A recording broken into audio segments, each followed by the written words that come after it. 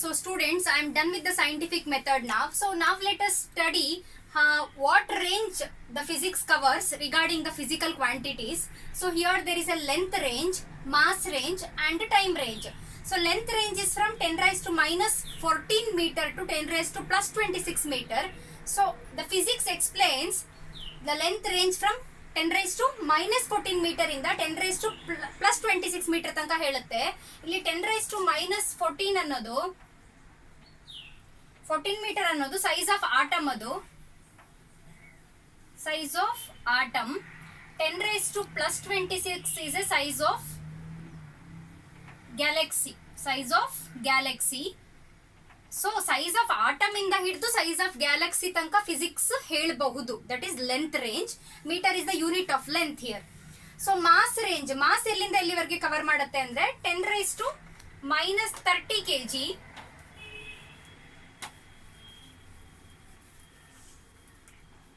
10 raised to minus 30 kg to 10 raised to plus 55 kg ಇದೆ. ಇದು mass of electron and this is mass of galaxy. So mass range ಎಲ್ಲಿಂದ ಎಲ್ಲಿ ತನಕ ಹೇಳುತ್ತೆ? 10 raised to minus 30 kg, that is the mass of electron ಇಂದ ಹಿಡಿದು mass of galaxy 10 raised to plus 55 kg ತನಕ mass range ನ explain ಮಾಡಬಹುದು physics ಅಲ್ಲಿ. ನೆಕ್ಸ್ಟ್ ಟೈಮ್ ರೇಂಜ್ ಎಲ್ಲಿಂದ ಇಲ್ಲಿಗೆ ಹೇಳ್ಬೋದು ಅಂದ್ರೆ 10 raised to minus 22 seconds ಇಂದ 10 raised to plus 18 seconds ವರೆಗೂ ಹೇಳ್ಬೋದು. So these are the ranges of the physical quantity, how much the physics covers.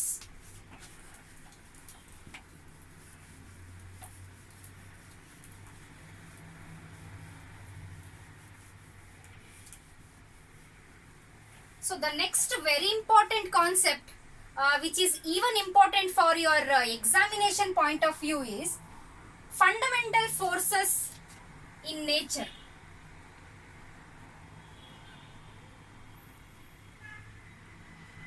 Fundamental forces in nature. So first I'll make the list of the forces. First one is gravitational force. Second one is electromagnetic force.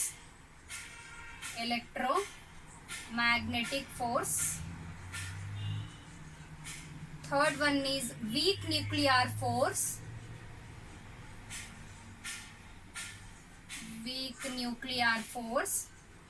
Fourth one is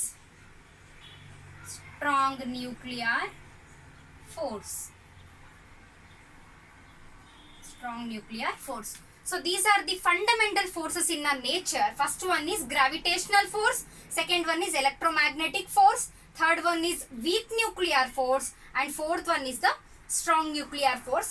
So as this is very important for your examination point of view, because in your question paper in the second main, the 11th question will be almost 99% will be from this topic.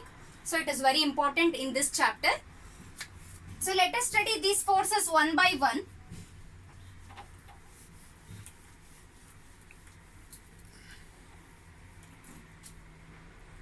So let us study these forces one by one, as I have said, dear students.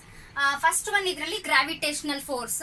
So gravitational force andre it is the force between any two masses.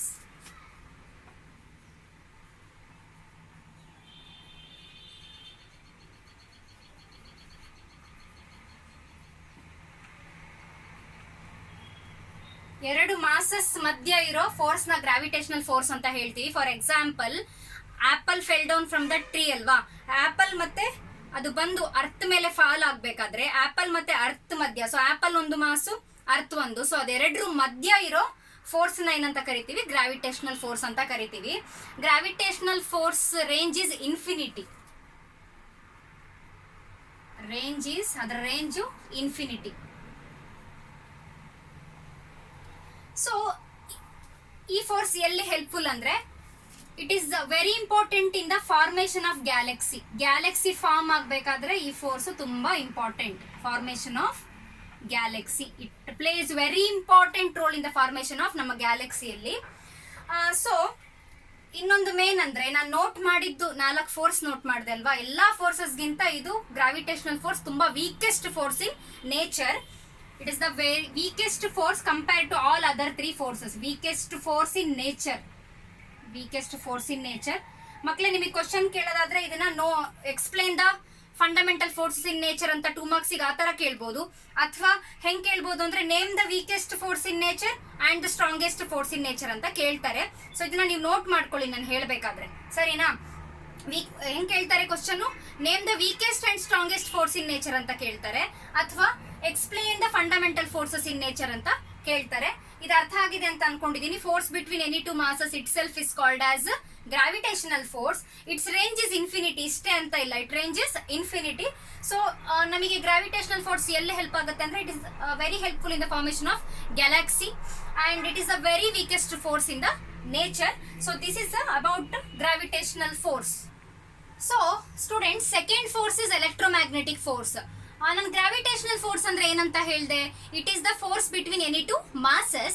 Here electromagnetic force ಅಂದ್ರೆ it is the force between the charged particles, the force between the charged particles like electron, proton, atra example ge the force between the charged particles, any charged particles is called as electromagnetic force. idru range kuda infinite, range is infinity, range is infinity. So ನಾನು ಏನು ಹೇಳಿದೆ, gravitational force is very useful in the formation of galaxy, but this electromagnetic force is helpful in the formation of atoms and molecules. Helpful in the formation of atoms and molecules. So ನಾನು ಹೇಳ್ಕೊಡ್ತಾ ಇರ್ಬೇಕಾದ್ರೆ ನೀವು difference note ಮಾಡ್ತಾ ಹೋದ್ರೆ ನಿಮಗೆ ಒಂದು ಫೋರ್ಸಿಗೂ ಇನ್ನೊಂದು ಫೋರ್ಸಿಗೂ ನಿಮಗೆ ಕನ್ಫ್ಯೂಷನ್ ಆಗಲ್ಲ. ನೀವು ಡಿಫ್ರೆನ್ಸ್ ಫೈಂಡ್ ಔಟ್ ಮಾಡ್ತಾ ಹೋಗ್ಬೇಕು. So electromagnetic force is this force between the charged particles. Its range is also infinity, and electromagnetic force is very useful in the formation of atoms and molecules. So students, ಮೂರನೇ force, the third force is weak nuclear force. ಈ force ನಾನು explain ಮಾಡ್ಬೇಕಾದ್ರೆ ಒಂದು ಗಮನದಲ್ಲಿ ಇಟ್ಕೊಳ್ಳಿ. ಈ force ಎಲ್ಲಿ exist ಆಗುತ್ತೆ ಅಂತಂದ್ರೆ this force appears during beta decay ಅಂತ ಹೇಳ್ತೀವಿ. ಈ ಬೀಟಾ ಡಿಕೆ ಅನ್ನು ನಾನು ನಿಮಗೆ ಇವಾಗ ಎಕ್ಸ್ಪ್ಲೇನ್ ಮಾಡ್ಲಿಕ್ಕೆ ಆಗಲ್ಲ. ಈ ಬೀಟಾ ಡಿಕೆ ಅನ್ನೋ ಚಾಪ್ಟರ್ ನಿಮ್ಮ ಸೆಕೆಂಡ್ PUC ನ್ಯೂಕ್ಲಿಯರ್ ಅನ್ನೋ ಒಂದು ಚಾಪ್ಟರ್ ಅಲ್ಲಿ ಬೀಟಾ ಡಿಕೆ ಕಂಪ್ಲೀಟ್ ಆಗಿ ಎಕ್ಸ್ಪ್ಲೇನ್ ಮಾಡಿದ್ದಾರೆ. ಬಟ್ ನಿಮಗೆ ಎಷ್ಟು ಗೊತ್ತಿದ್ರೆ ಸಾಕು ಅಂತಂದ್ರೆ ವೀಕ್ ನ್ಯೂಕ್ಲಿಯರ್ ಫೋರ್ಸ್ ಎಲ್ಲಿ ಎಕ್ಸಿಸ್ಟ್ ಆಗುತ್ತೆ ಅಂತ ಅಂದ್ರೆ ಡ್ಯೂರಿಂಗ್ ಬೀಟಾ ಡಿಕೆ. ಸೊ ಅಲ್ಲಿ ವೀಕ್ ನ್ಯೂಕ್ಲಿಯರ್ ಫೋರ್ಸ್ ಎಕ್ಸಿಸ್ಟ್ ಆಗುತ್ತೆ. So it is stronger than, ಈ force stronger than gravitational force. Actually gravitational ಫೋರ್ಸ್ಗೆ ಕಂಪೇರ್ ಮಾಡಿದ್ರೆ weak nuclear force stronger, but weaker than strong nuclear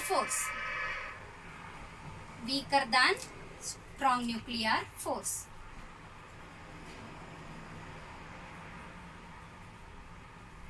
confuse ಮಾಡ್ಕೋಬೇಡಿ, ಇದು force beta decay time ಅಲ್ಲಿ appear ಆಗುತ್ತೆ.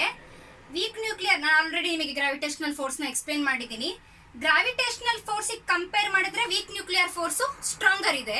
But ನಾ ಇನ್ನೊಂದು ಎಕ್ಸ್ಪ್ಲೇನ್ ಮಾಡ್ತೀನಲ್ವಾ, fourth force strong nuclear force compare ಮಾಡಿದ್ರೆ ವೀಕ್ ನ್ಯೂಕ್ಲಿಯರ್ ಫೋರ್ಸ್ ಕಡಿಮೆ strong. It is weaker than strong nuclear force but stronger than the gravitational force. ಅರ್ಥ ಆಗಿದೆ ಅಂತ ಅನ್ಕೊಂಡಿದ್ದೀನಿ. So students, fourth force is strong nuclear force.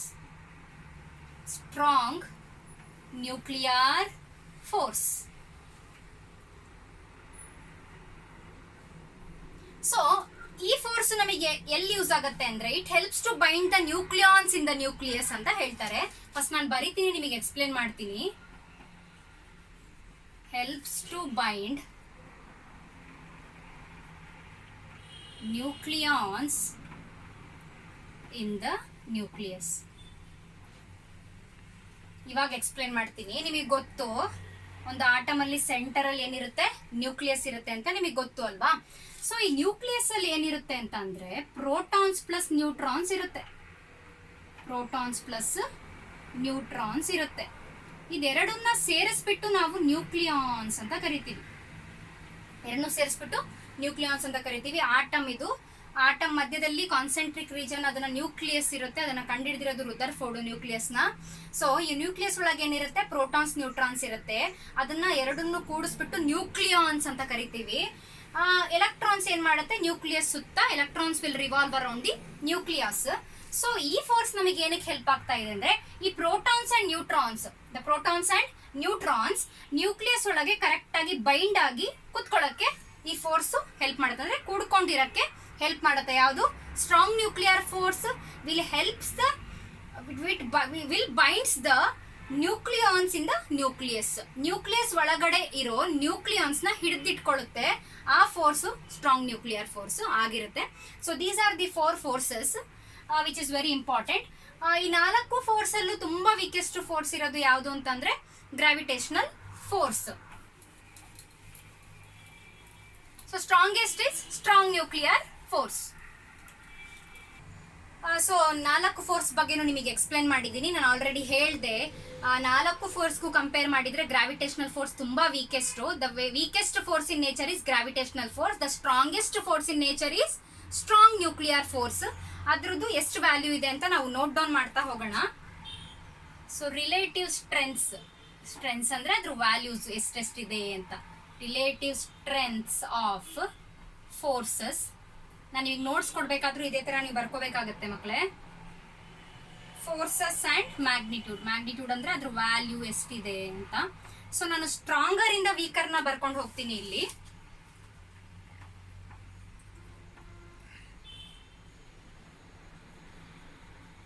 Strong nuclear force ಅದರದ್ದು ಎಷ್ಟಿದೆ, magnitude 1 ಇದೆ.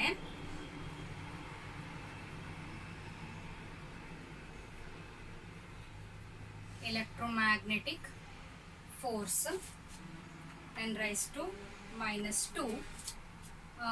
Next ಯಾವ್ದು ಬರುತ್ತೆ, weak nuclear force. Weak nuclear force ಎಷ್ಟಿದೆ,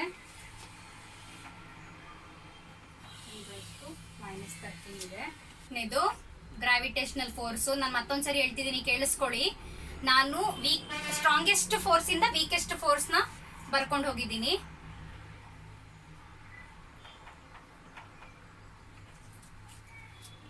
so strongest force is strong nuclear force. ಅದ್ರದ್ದು ಇದು ಯಾಕೆ ಅಂತ ಹೇಳಕ್ಕಾಗಲ್ಲ, ಅದು ಅದ್ರದ್ದು ವ್ಯಾಲ್ಯೂ ಮ್ಯಾಗ್ನಿಟ್ಯೂಡ್ ಅಂತ ಹೇಳ್ಬೋದು.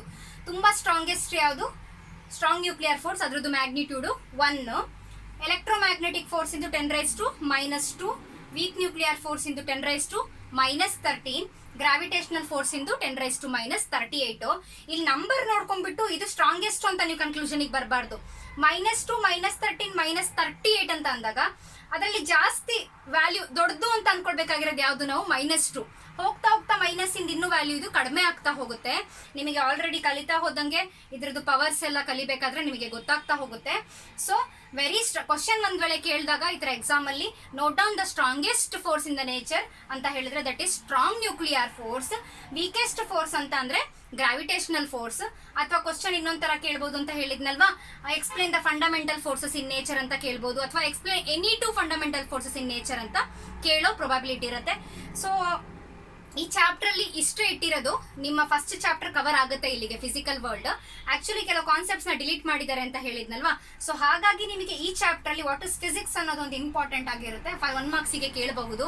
ಅಥವಾ ಕೆಲವು ಸೈಂಟಿಸ್ಟ್ ಗಳಿಂದ ಲಿಸ್ಟ್ ಇದೆ, ಏನೇನ್ ಫೈಂಡ್ ಔಟ್ ಮಾಡಿದ್ದಾರೆ ಅಂತ, ಅದನ್ನ ನಿಮಗೆ ನೋಟ್ಸ್ ಅಲ್ಲಿ ಕೊಡ್ತೀನಿ. ನೀವು ಒಂದ್ಸರಿ ಅದನ್ನ ನೋಡ್ಕೊಂಡ್ರೆ ಸಾಕು.